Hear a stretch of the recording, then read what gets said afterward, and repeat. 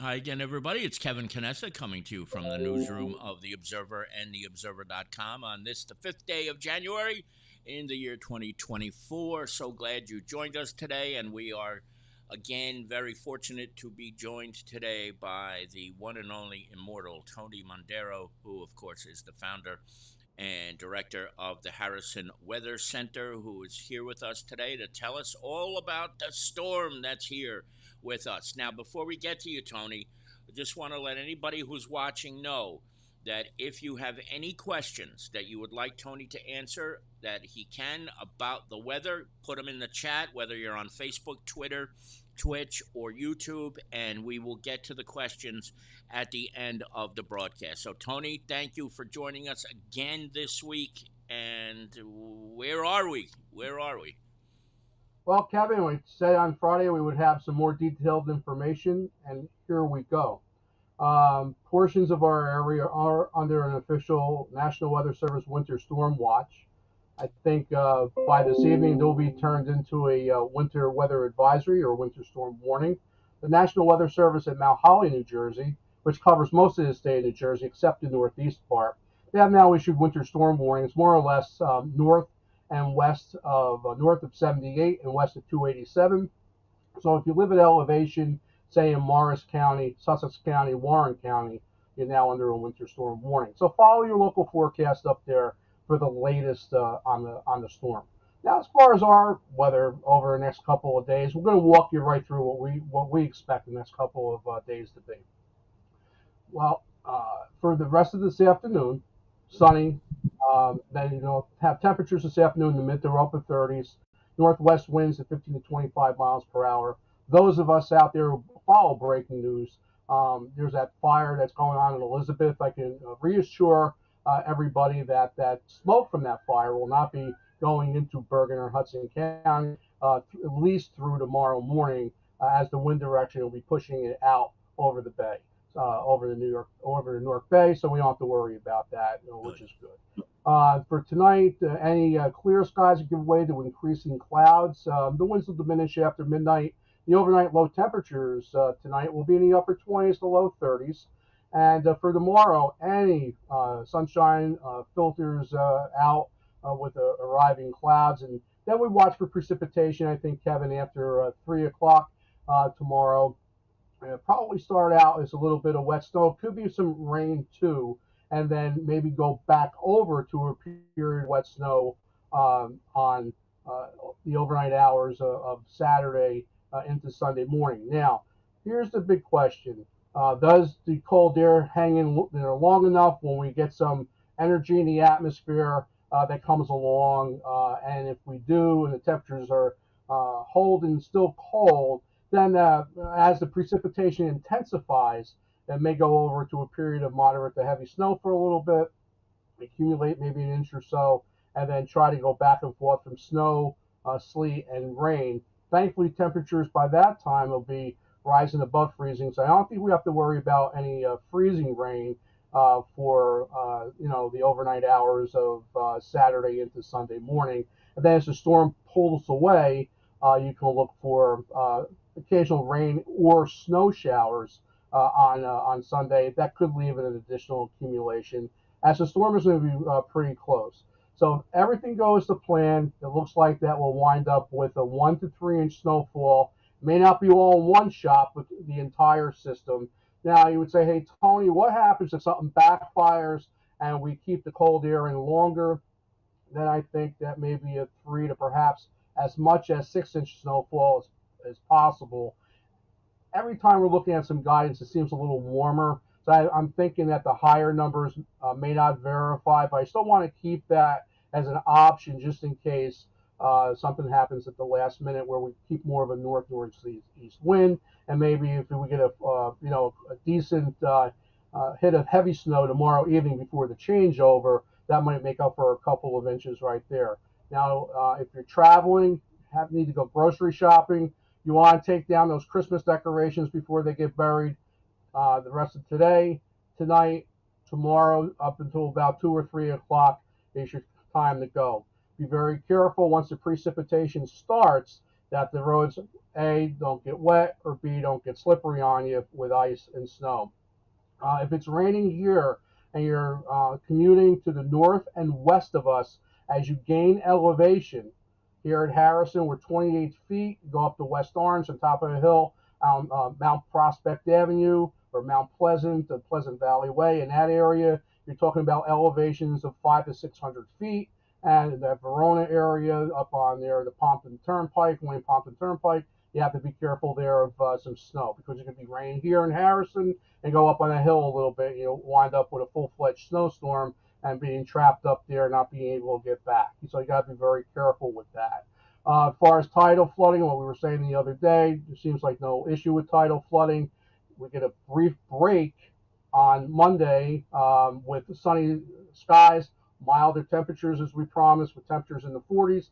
Next system rolls along for Tuesday and Wednesday, primarily rain, and a lot of it, maybe 1 to 2 inch rainfall we're looking at, and that could really give us problems north and west where they just had that river flooding, and we'll just have the normal urban flooding with as 1 to 2 inches of rainfall is being forecast. So as you can see, Kev, busy time here at the Harrison Weather Center. It's going to be a battle tomorrow, back and forth. I don't think we're going to get the heaviest snowfall unless something crazy happens where that north or northeast wind is supposed will hold a little bit longer. But everything we're seeing now doesn't really go to that right now. We really think the east winds tomorrow will be more out of the east off the milder ocean and changing any wet snow or sleet over to rain. Now, even though as Adam Ginsberg said, it looks like we dodged a bullet, that doesn't mean people should be necessarily out and traveling on state highways and doing 55 to 65 miles an hour, right? I mean, people should still be very cautious about their decision to go out tomorrow. Would that be a fair assessment? Please tell me if I'm wrong. No, you're not wrong at all, Kevin. That's a good point, and yeah, you have to be careful. Even if you didn't have the Harrison Weather Center here and updating on Facebook, I think probably a good uh, thing to have is like a smoke detector in your house, a NOAA weather radio, and a NOAA weather radio that can alert you to any type of severe weather or any change in the weather. It's only a push of the button away, and we're not afraid to say that. We're very good friends with the National Weather Service. We carry all their watches and warnings here, and I'm a cooperative weather observer for them and also a Skywarn spotter, and proud of that. And also, I like to tell the public too, our fans, that news stations do not issue watches, warnings, and advisories. They can't say it's theirs, and they do all the time. It's being furnished to them by the National Weather Service, and they should know better. You were also mentioning too that there could be a mix of precipitation. I am a novice, so that makes me think that there's a possibility that when some of the snow does fall, it could be heavy. Is that a possibility, and is there a potential concern for a power outage or anything of that nature on Saturday and into Sunday? Well, Kev, the winds will be up. We'll have the easterly winds at 15 to 25 miles an hour and 30 to 35 miles an hour. So could there be a power outage? Sure. You get a loose branch that falls across the wire, and now you have power out. Kearney, from what I understand, in Harrison, this local area, they do a very good job trimming their trees and making sure their trees are not on lines and stuff like that. So, kudos to the shade tree commissions around here to really, really monitor that very closely. But yeah, you have to watch out for power outages. You have to watch out for the roads getting slippery. I'll tell you one story. One time we were going up to my brother's in Whippany, Mm. New Jersey, and it was around the holidays, and I forget which one, if it was Thanksgiving or around Christmas. We leave Harrison, it's raining. Roads are wet. We go up 280. Kev, we got just to the Livingston area. The roads turned to a sheet of ice, Oh God. and my truck was sliding sideways. So you really have to be careful. The condition can change that fast.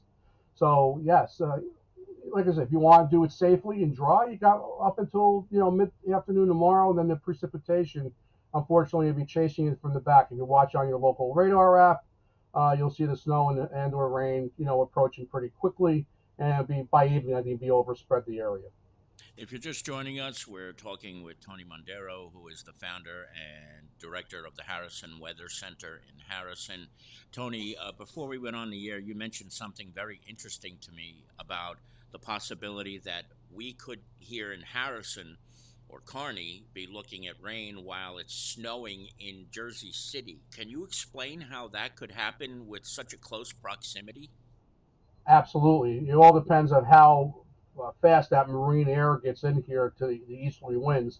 And it would be, I've seen it, I've witnessed it where Jersey City has heavy rainfall. You go just to the other side of the New Jersey Turnpike here in Harrison, and, we have snow, and, it's snowing at a pretty good clip for an hour or so before it goes over the rain. So the demarcations to Mark could be that quick. It may not be right on top of us, but maybe just west of us as you climb that hill going up to West Orange. So if you're going into those areas, and check the weather, the local weather up there too before you go. Give a little plug to New Jersey 511. They got a beautiful website. You look at all the traffic cameras and you can see the road conditions. If they're white and covered with snow, I would really think about, postponing your trip. And if you have to travel, try to allow plenty of extra time to get to your destination. Tony Montero, when was the last time you slept? You have to have been having a busy couple of days. My sleep only is about maybe 1 to 3 hours a night because I watch my evening shows and then off to bed. I'll take maybe a quick peek of the early computer models coming in around 8:30, 9 o'clock, and then I'm up by 2 or 3 to catch the last of the models. And then we actually keep a skill score sheet of all the snowfall accumulations throughout all the computer models, and then we try to see what other variations that the storm is throwing at us to try to make the best forecast possible. If you're just joining us again, Tony Mondaro of the Harrison Weather Center is here with us. And Tony, we've got a few questions in the chat room. You want to swing around and take a few of those? Yeah, sure. Go ahead, All Kev. right, Adam Ginsberg is with us, and he is one of the funniest people I've met over the years. He was involved with the whole Keegan landfill closure, and he is asking whether the red phones go to the White House. I've never noticed the phones until the last couple of times we've been on together. So, what are those phones about? Right, those are direct lines to the National Weather Service. The one that's to the furthest away from me is for the National Weather Service at up to New York. The one closer to me is the National Weather Service at Mount Holly, and the one closest with the dial pad there is a free phone, which is meaning that it's on a line where, if we lose power here, we have FiOS. We also on copper, and we still can get out of the weather center.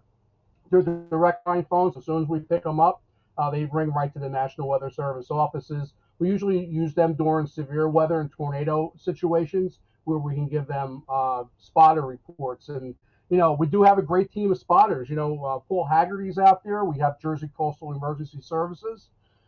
They are on a radio system that always radios real time weather reports and spotter reports to us, and we get them to the National Weather Service. So Paul Haggerty and family, I'm forever indebted. I know Paul since I've been back in high school, and he really does a wonderful job with Jersey Coastal Emergency Services out there with all of his reports. And we really appreciate it, Kevin, throughout the years. There's a lot of people that, this weather center behind me, it really took an army to build. You just don't do this something like this overnight. It's a passion.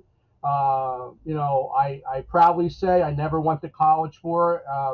Didn't have a very good math background, so I'm not a meteorologist, so that's why I don't call myself that. I do call myself a weather forecaster, and a very good one at that, if I may say so myself, and try and do the best we can. You take a look at these guys on TV, and you can't fault them. When we were saying before we got on the air, they're under a lot of pressure by their management to hype situations. But if you notice, every time they come on the air, they have a different snowfall amount. And now you're trying to plan. You have no idea, which end is up after 2 or 3 days. You stick with numbers, and once you're committed to the numbers, you really don't change them unless your back's pressed against the wall, and you really have to. I think what we have out there on the street right now, we're pretty happy with. Good, Good. And it's interesting you bring that up because in anticipation and knowing that I was going to be on here with you today, I watched one of the local news forecasts this morning.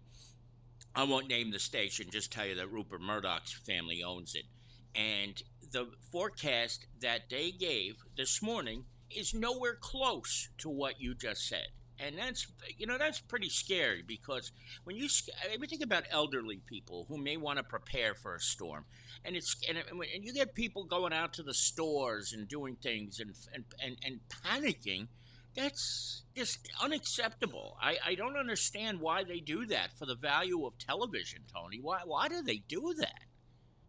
The value of TV and the value of ShopRite, Foodtown, and Acme. Right? They love you. They don't love you. They probably love the Lonnie Quinns and the Mike Woodses of the world, but they probably are not too fond of you, right? Yeah, Oh my my lovely goodness. wife worked for ShopRite for the last 30 years up there in on the Union Morris County line, and she has a heck of a trip sometimes up there, Oh, I bet. going up to work every day. And she said, Tony, since those crazy weather forecasts have been out, we've been jammed up with people buying milk, bread, and eggs, and all this other stuff that people buy getting ready for the storms. Right? Sometimes people buy like they're going to be trapped for weeks on a 3-inch snowfall. Yeah, unbelievable. Alyssa Machado, who is the daughter of Kearney Councilman Jerry Facito, is here with us. State of emergency concern? Probably not in this case, right, Tony? You never know what Governor Murphy's going to do, Kevin. Uh, I mean, they have states of emergency and they're salted streets and having plows hooked up the streets when it was full sunshine when he first became governor. So only God only knows, Alyssa. And thank you very much for your question. I wouldn't doubt that they do it for maybe Northwest Jersey or maybe portions of New Jersey. right. Where they try to do the tractor trailer bans and everything like that. But it's going to be a different world here, north and west of our area. So whether he has it under portions of the state, that's a very good question. I'm going to be a little selfish here. My mother lives in Newton. We were talking about that off the air. So she should probably be a little bit more concerned than you and I here in West Hudson. Absolutely. Yeah. Hmm. David Wilson is a retired lieutenant with the Nutley Fire Department, and he says he would be more concerned with Tuesday the 9th with 2 to 3 inches of rain potential. What do you know about that? Or is that too far out? No, I think Dave is right on. And Dave, thank you for your service. Work with the people with Nutley, with my North Arlington Emergency Medical Service and Volunteer Emergency Squad. And yeah, Dave is right on point. And we could get to perhaps 3 inches of rain over portions of northern New Jersey. A matter of fact, the Mid Atlantic Forecast Office that handles flooding concerns or really they put something out this afternoon already, giving us forecasters a heads up for Tuesday and Wednesday. So great question. Yeah, Dave is an author too, and he is a prolific author. He's a great writer. I've known Dave for 20 years now, I think, and I was very happy to see him in the chat room. I haven't seen him in person in a long time, but he's also written stories about the fire service, but not just that. He is also a historian too, and he knows a lot about Nutley. So very good guy, and Absolutely. yeah, And thanks, Maddie. I saw Maddie up there saying that for us to have a nice weekend. And Maddie's been a long time weather Facebook fan and have been a supporter of ours here at the Harrison Weather Center. And to you and your family, Maddie, a very happy New Year and thank you very much. And for all my Facebook fans out there, whether you're watching it now or down the road, really thank you very much for your support. Without you guys, we're nothing here, and I really appreciate that. well, we feel that way about you because we know we would never get good weather forecasts if we didn't have you, Tony. So don't forget that part too. You do so much. Thank you, Right.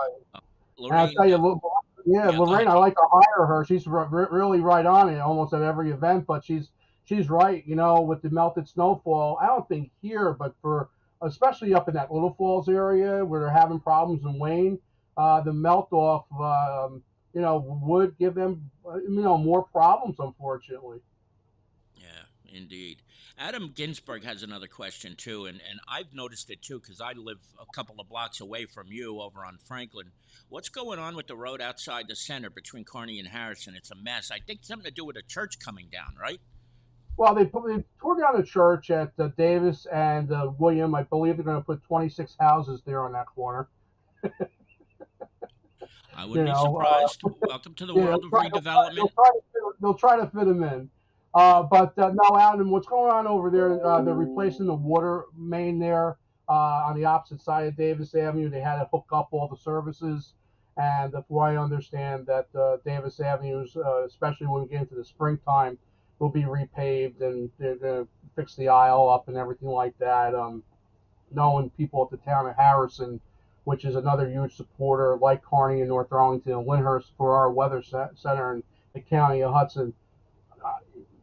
Out of my bay, Harrison really makes it nice at the end of the day when they're finished with Davis Avenue. They really do a good job.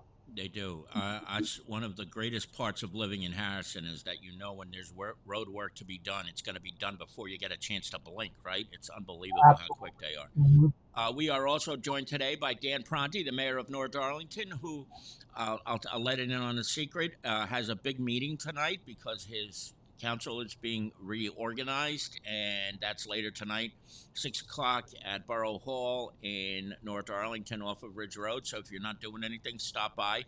I know a few people who may be there, right, Tone? Absolutely. And Mayor, I will be there tonight. I'm looking forward to it. And let me tell you something, Kevin. I don't want to make this a North Arlington show by any stretch, but No, go I, for it. no, I'm serious. I've been working for the borough for 42 years, either as a volunteer or a paid EMT. They really, really accepted this Harrison boy, and I bleed North Arlington blue. I really enjoy working with the borough, and the great people up there, great councils, great mayors. I don't want to go crazy, but with it, but really, thank you, mayor, and thank you, council. They're really, really top shelf, really nice people up there, and it's really been great to serve them as their EMS chief and a Naves member for a lifelong Naves member for all these years. It's really been really, really cool. Truly, Dan Pronti is on spot with everything. I would say that's Absolutely. pretty. I have no fears saying that without trying to sound without somebody accusing me of No, sounding biased. That's for sure. right. Our own Lisa's watching us. She spends a lot of time in West Milford. She's gonna get hit, right, Tone? Yeah, she needs to be careful up there tomorrow. West Milford area. They're under a winter storm watch. They may go into a winter weather advisory or a winter storm warning later this afternoon. So, Lisa, if you're traveling up there tomorrow, please pay attention to the weather reports and remember, at changes of the elevation, we'll have issues tomorrow. So, even if we escape down here and have mainly rain, as you get north and west, it's going to be a different story. This is another question from Adam Ginsberg, who we can always count on for participation. How can we support you? And, I'm sorry I didn't ask that question sooner because you put so much of your own money into this, but how can people who want to help you, Tony? Well, we usually have a fund drive in the springtime, and thankfully, like I was saying before we were on the air, Kevin, this wouldn't be possible for towns like Harrison, towns like Kearney, towns like North Arlington, the Board of Education, it's a town like Lyndhurst, the County of Hudson. These are all major contributors here, and the funds that we directly get from those towns helping the weather center here. If you take a look behind me, that's what helped build the weather center all these years. This has been a lifelong passion since 1982. So, just not too long ago, North Arlington had a beautiful ceremony for me, recognizing my efforts with the National Weather Service. So, just little things like that, in Harrison back in the Mayor Rogers' day, they made me the official weather observer for the town of Harrison. The huge support that we've gotten from from the mayors of Kearney through the years, including Carol Jean Doyle, which is a friend and a very big supporter. We really, really appreciate that. It means a lot to me when somebody comes up to me in the street and says, "Hello, Tony, how you doing?" and what's the weather going to be like, or it's really humbling, and we really appreciate that. That's got to happen a lot to you, though, right? Because you have such a public face that you're going to meet people who you've never met necessarily in person, right, Tone? Or Absolutely. And tell you a funny story. I was crossing Ridge Road one day, and some guys charging down the street. I almost get clipped over by the 7-Eleven. He yells out the window, "I almost hit the weatherman," as he pulls away. Oh my goodness. No idea who he was though, right? Nah, no idea. I almost hit the. I've been spotted all over the place. I'm walking down Seaside Heights Boardwalk, and somebody's screaming, "Here's the weatherman!" That is priceless. That is priceless. Well deserved, though. Well deserved. Marty Absolutely, yeah. Marty Kibble is here with us again, and this might be a good way for us because this is the last comment we have. Maybe a good way to wrap it up, put it all in summary. Again, for people who are in our neck of the woods, what can we expect this weekend? How's that, Tone? Yeah, and no problem at all. And thank you for your question, Marty. Need anything? You need to do anything today? Get it done by mid afternoon tomorrow. It'll be fine. Just to be a little bit chilly outside. Messy would be a good weather word for tomorrow night as mixed precipitation, snow, sleet, and rain develops. We think by the end of the storm, which will be sometime later on Sunday afternoon, you're looking at a 1 to 3 inch slushy accumulation as temperatures remain in the 30s. It's going to be windy too. It'll be very, as my mom used to say, raw outside with an east wind at 15 to 25 miles per hour with some gusts. And of course, as pointed out earlier, those wind gusts can take down some tree limbs and maybe even cause some power outages. If you have anything loose outside, Christmas decorations, be a good time to now get them in. Holiday decorations, be a good time to make sure your garbage cans are secured. Any lawn furniture out there, you want that stuff going flying. We get a break on Monday with a nice sunny day with temperatures in the 40s. And then with the fellow over there, Nutley, was saying, the writer, you said, Kev, with a good question about the rainfall, then we have to worry about rain coming in for Tuesday and Wednesday, giving us a problem with some flooding, some urban flooding issues. If you can, I don't know if you can see it on the screen right now, but Adam Ginsburg's worrying about a bad hair day. Look at his picture.